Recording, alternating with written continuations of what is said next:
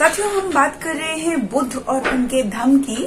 तो आज जो हम बात करेंगे वो करेंगे राजा प्रसेनजीत की धम्म दीक्षा। तो मैं आपको बताना चाहूंगी कि जिस समय तथागत बुद्ध जैतवन बुद्ध विहार में पधारे तो राजा प्रसेनजीत उनसे मिलने के लिए आतुर हो गए और वो अपने राजकीय रथ में सवार होकर जैतवन पहुंचे, जहां पर तथागत बुद्ध विराजमान थे। तथागत बुद्ध के पास वो पहुंचे और उन्होंने उनको वंदन किया और कहा कि आज जो मेरा ये अयोग्य सा राज्य है, जो ये मेरा अंधकार में जो राज्य है, आज ये आपके आने से धन्य हो गया। आज हमारे राज्य में ऐसे सर्व शक्ति वाले और ऐसे धम्म के उच्च कोटि वाले राजा हमारे इसमें पधारे हैं कि आज हमारा जो राज्य है वो पवित्र हो गया है, वो धन्य हो गया है आपके आगमन से। तो वो उनसे याचना करते हैं, उनकी वंदना करते हैं राजा प्रसेनजीत, और कहते हैं कि क्योंकि राजा प्रसेनजीत कौशल राज्य पर राज करते थे और बहुत ही सक्षम उनका राज्य माना जाता था, लेकिन फिर भी वो तथागत बुद्ध की वंदन करते हैं और उनसे याचना करते हैं कि वो उनको अपने धम्म उपदेश के निर्मल जल से उनको जल का पान कराने के लिए अवसर प्रदान करें, यानी कि वो धम्म का उपदेश दें जिससे कि वो अपने आप को निर्मल महसूस करें। क्योंकि राजा प्रसेनजीत जो हैं वो कहते हैं तथागत बुद्ध से कि ये जो संसारिक संपत्ति है वो अनित्य है, वो नाशवान है, और जो आपका जो धम्म है वो श्रेष्ठ है, वो नाशवान नहीं है। तो क्योंकि एक संसारिक जो आदमी होता है वो भले ही चाहे राजा क्यों ना हो, लेकिन फिर भी वो दुख से घिरा हुआ है, और एक साधारण आदमी जो निर्मल है वो भी पवित्र जीवन को और सुख में जीवन को व्यतीत करता है। तो ऐसा वो व्याख्यान तथागत बुद्ध के सामने करते हैं, उनसे याचना करते हैं। तो तथागत बुद्ध उनसे कहते हैं, उन्होंने उनके मन की अवस्था जान ली थी, जो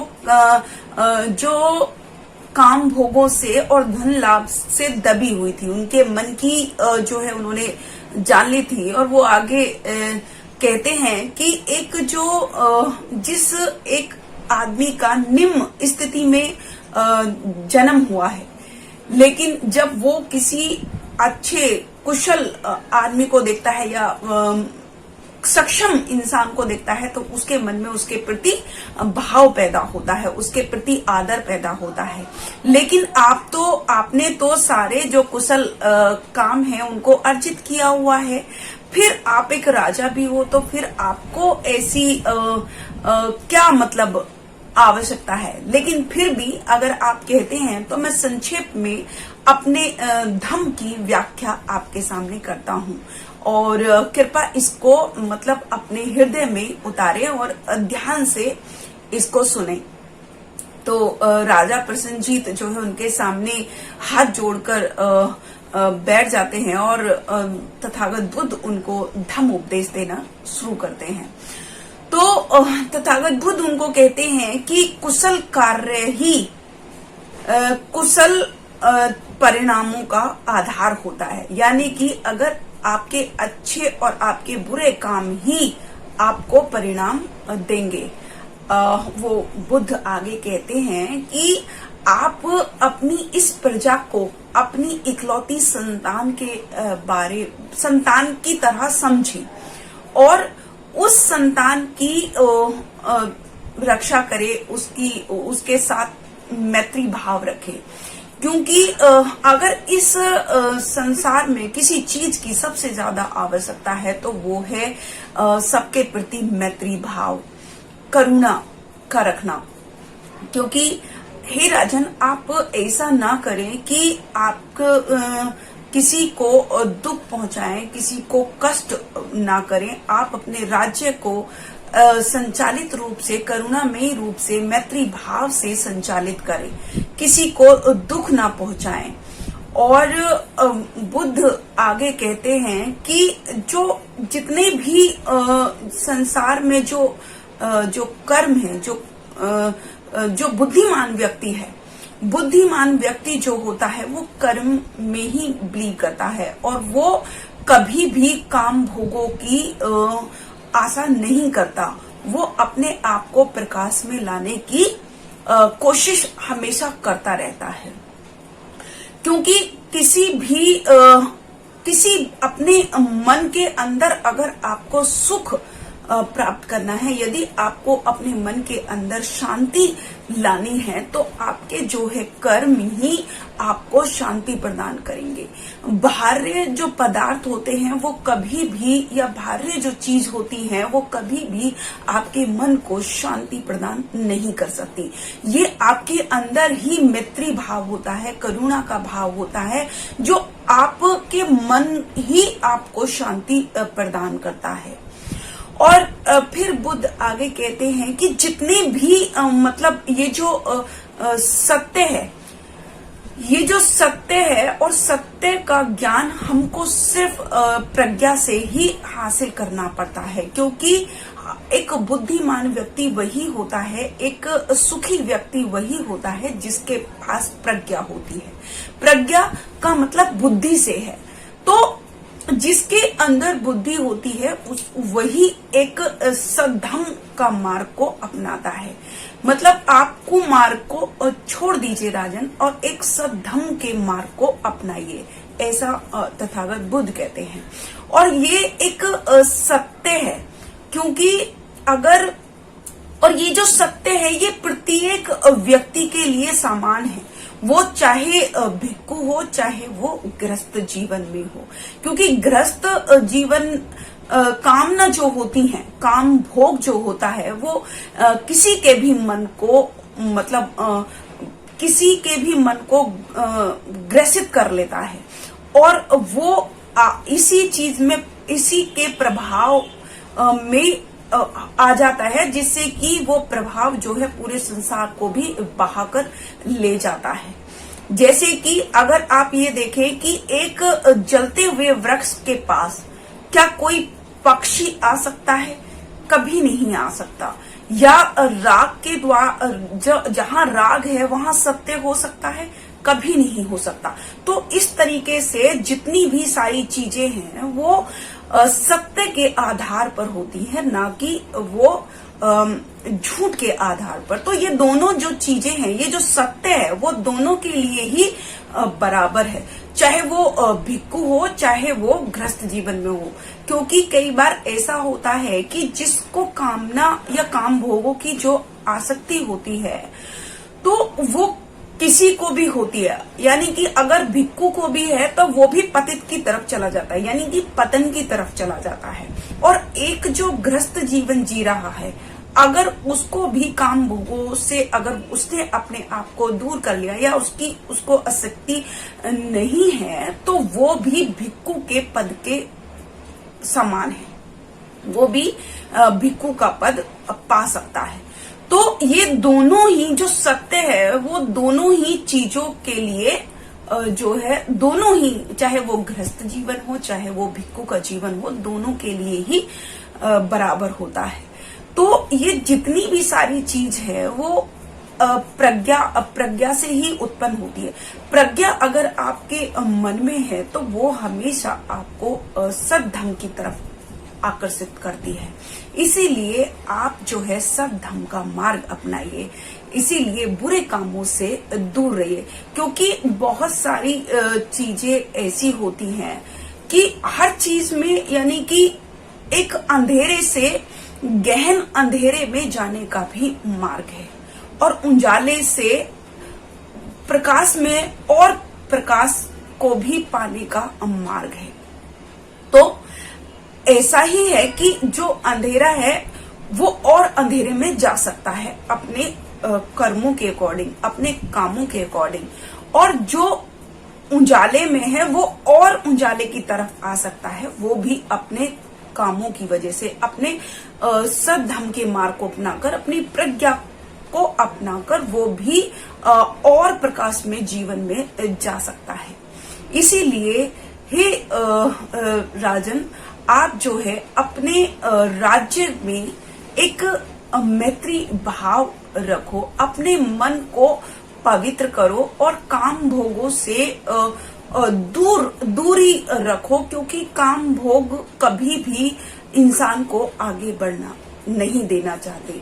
इसलिए अगर आप अपने मन को एकाग्र करोगे, अगर आप सबके प्रति मैत्री भाव रखोगे, अगर आप अपने राज्य को अपनी इकलौती संतान अगर समझते हैं और उसको कष्ट नहीं पहुंचाते, उन सब में मैत्री भाव रखकर उनको आगे बढ़ाने के लिए मदद करते हैं, तो आपका यश आगे तक होगा। क्योंकि जो धम्म का जो मार्ग है वो अनंत है। तो आप ऐसे लोगों से बचिए, क्योंकि जो अपने राज्य का मतलब वो मत करिए कि मेरी घमंड आ गया, मतलब घमंड आ गया, और ना ही ऐसे लोगों की बातों में आइए, मतलब ना तो अपने राज्य का अस्तित्व दिखाइए कि मैं एक राजा हूं, और ना ही ऐसे लोगों की बातों में आइए जो चापलूसी है। हे राजन, आप मध्यम मार्ग अपनाइए और करुणा मैत्री का भाव सबके प्रति रखिए, फिर देखिए आपका यश जो है आगे तक बढ़ता जाएगा। तो ऐसा जो है तथागत बुद्ध राजा प्रसन्नजीत को कहते हैं, और राजा प्रसन्नजीत उनके आगे हाथ जोड़कर कहते हैं कि हे तथागत, आज से जीवन भर मैं आपका उपासक रहूंगा। आपने मुझे इतना सरल भाषा में धम्म का सार बताया। आपने मुझे बताया कि मैं गृहस्थ रहते हुए भी, मैं राजा रहते हुए भी कैसे पवित्र जीवन को जी सकता हूँ, कैसे मैं दुखों से दूर रह सकता हूँ, इसके लिए मैं आपका कृतज्ञ हूँ। तो ऐसा राजा प्रसन्नजीत कहते हैं, और कहते हैं कि हे तथागत, मैं उम्र भर जब तक मतलब मैं जीवित रहूंगा तब तक मैं आपका उपासक रहूंगा। तो ये आज का जो हमारा चैप्टर है यहाँ खत्म होता है, लेकिन इसी में ही हम एक और चैप्टर की बात करेंगे कि जीवक की धम्म दीक्षा। तो जीवक की धम्म दीक्षा, तो जीवक जो है राजगृह की एक वैश्या थी जिसका नाम था शालमती। शालमती का पुत्र था जीवक, और एक वैश्या होने के नाते जन्म के बाद ही अवैध बच्चा होने की वजह से एक टोकरी में रखकर उसको कूड़े के ढेर में फेंक दिया गया था। तो उसको कूड़े के ढेर में देखकर सभी जो लोग थे, वो आसपास के लोग इकट्ठे हो गए, और इकट्ठे होकर उनको एक टक से देखने लगे, उस बच्चे को एक टक से देखने लगे। उसी वक्त जो है राजा वहां से गुजर रहे थे, जिनका नाम था अभय राजकुमार वहां से गुजरे, और उन्होंने पूछा, तो पूछने पर बताया कि ये जीवित है, ऐसा कि ये बच्चा जीवित है। तो ये सोचकर ही कि ये जीवित है, इसीलिए जो है उस बच्चे का नाम जीवक पड़ा। तो जब जीवक उस बच्चे का नाम पड़ गया, और जो अभय जो राजा थे उन्होंने उसको गोद ले लिया और उसका लालन पालन किया। तो जब जीवक थोड़े से बड़े हुए तो उनको पता चला कि उनका जन्म कैसे हुआ और उनको कैसे बचाया गया था। तो उनके मन में एक बहुत मतलब पीड़ा हुई, और उन्होंने ये निश्चय किया कि आज से मेरे जीवन का जो मकसद होगा, जो उद्देश्य होगा, वो सिर्फ लोगों को बचाने के लिए, उनकी मदद करने के लिए होगा। ऐसा उन्होंने अपने आप से प्रण लिया, और इसी प्रण की वजह से वो बिना राजकुमार अभय को बताए बिना ही वो तक्षशिला चले गए। और तक्षशिला जाने पर उन्होंने 7 साल वहां पर चिकित्सा सीखी, यानी कि वो चिकित्सक बने। और चिकित्सक बनने के बाद वो जो है राजगृह लौट कर आए। राजगृह जब वो लौट कर आए तो थोड़े ही समय में उन्होंने, क्योंकि वो बहुत ही उन्होंने एक तरीके से वो मास्टर हो गए थे, उन्होंने बहुत ही डीपली चिकित्सा यानी कि डॉक्टरी सीखी थी और वो बहुत ही फेमस हो गए। थोड़े समय में ही वो बहुत ज्यादा फेमस हो गए। तो सबसे पहले जो उन्होंने इलाज किया वो एक राजगृह में एक सेठ था, उसकी पत्नी के का इलाज किया, जो कि एक गंभीर रोग से पीड़ित थी। उन्होंने जीवक ने उस स्त्री को रोग मुक्त कर दिया। रोग मुक्त जब किया तो उस सेठ ने खुश होकर जीवक को 16,000 करसापण और एक दासी, एक दास और घोड़ों समेत एक गाड़ी उपहार में दी। इस तरीके से उनकी प्रसिद्धि इतनी बढ़ गई। तो जब राजकुमार अभय को उनकी प्रसिद्धि के बारे में पता चला तो उन्होंने जीवक को अपने राजमहल में ही बुला लिया और वहीं पर उनको जो है रहने के लिए स्थान दिया। तो वो वहीं रहने लगे। फिर दूसरी बार जो जीवक ने राजा बिंबिसार, जो कि भगंदर भयानक एक रोग था, भगंदर रोग, जिससे वो पीड़ित थे, और राजा बिंबिसार को भी जीवक ने ठीक कर दिया। जब जीवक ने उनको ठीक कर दिया तो कहा जाता है कि उनकी जो 500 रानियां थी उन्होंने अपने पूरे आभूषण उनको उपहार स्वरूप दिए जीवक को। फिर क्योंकि जो जीवक थे वो चिकित्सक बहुत ही मतलब उनकी जो चिकित्सक की जो उपलब्धियां थी वो बड़ी फेमस थी। और उनमें एक उपलब्धि का एक जो उनकी जो प्रसिद्ध जो वो थी चिकित्सा, वो थी शल्प चिकित्सा, उसको कहते हैं शल्प चिकित्सा।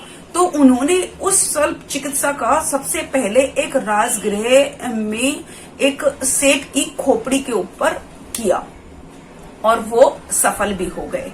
फिर दूसरी बार उन्होंने उस शल्प चिकित्सक का जो है जो यूज किया, मतलब जो इस्तेमाल किया, वो बनारस का एक सेठ था, मतलब सृष्टि था। उसका पुत्र को अंतड़ियों की बहुत भयानक रोग था, उसके ऊपर किया और उसको भी उन्होंने ठीक कर दिया। तो इस तरीके से जो है वहां पर सारी चिकित्सा में उन्होंने ठीक कर दिया। लेकिन जीवक का जो मन था वो तथागत के धम्म की तरफ था और तथागत से वो बहुत ज्यादा प्रभावित थे और तथागत के पास वो जाना गए। लेकिन जीवक जो थे वो उस राजा के राज चिकित्सक बन चुके थे। उनको नियुक्त किया गया था, बिंबिसार के राज चिकित्सक भी वो बने और अभय के भी राज चिकित्सक वो बन गए, वो नियुक्त किए गए थे। तो इस तरीके से वो जो राजा थे, बिंबिसार का राज चिकित्सक तो बने ही, लेकिन उसके बाद वो तथागत बुद्ध के पास आए। तथागत बुद्ध के पास जैसे ही वो आए, उनसे उन्होंने धम्म की दीक्षा ली और धम्म की दीक्षा लेने के बाद वो उनके उपासक बन गए। और क्योंकि वो तथागत बुद्ध ने उनको भिक्खु नहीं बनाया था। भिक्खु वो इसलिए नहीं बनना चाहते थे क्योंकि वो आजाद रहकर सभी पीड़ितों की और जो बेचारे आहत थे उनकी सेवा करना चाहते थे जीवक, और इसीलिए वो तथागत बुद्ध के जो है उपासक बने। इस तरीके से वो संघ के भी मतलब चिकित्सक के रूप में नियुक्त हुए, मतलब तथागत बुद्ध के संघ के भी वो चिकित्सक बने। और जब राजा बिंबिसार की मृत्यु हो गई थी तो वो अजात शत्रु जो उनके पुत्र थे उनके भी वो राज्य चिकित्सक के रूप में वो रहे। और अजात शत्रु को तथागत बुद्ध के पास लाने वाले भी जो है जीवक ही थे। उनकी मुख्य भूमिका थी कि वो अजात शत्रु को भी बुद्ध के पास लेकर आए थे। और तो ऐसे जीवक की धम्म दीक्षा हुई और उन्होंने वो बुद्ध को नमन किया और इस तरीके से उनकी धम्म की दीक्षा पूरी हुई। तो ऐसे जो हमारे जीवक थे वो एक वैश्या के पुत्र थे जिसका नाम था शाल्वती, और वो इतने प्रसिद्ध चिकित्सक बने कि उनकी ख्याति पूरे दूर दूर तक सभी राज्यों में फैल गई थी। तो आज का जो हमारा चैप्टर है वो यहीं समाप्त होता है। कल से फिर एक नए चैप्टर के साथ आपके सामने उपस्थित होंगी सुबह 9 बजे SM न्यूज पर। तब तक के लिए मैं अपनी वाणी को विराम देती हूँ। आप सभी को शकुन का नमो बुद्धाय, जय हिंद। अगर आपने अभी तक हमारा चैनल सब्सक्राइब नहीं किया है तो सब्सक्राइब करें और घंटी का बटन बिल्कुल भी दबाना ना भूलें ताकि सभी लेटेस्ट खबरें पहुंच सकें आप पे सबसे पहले।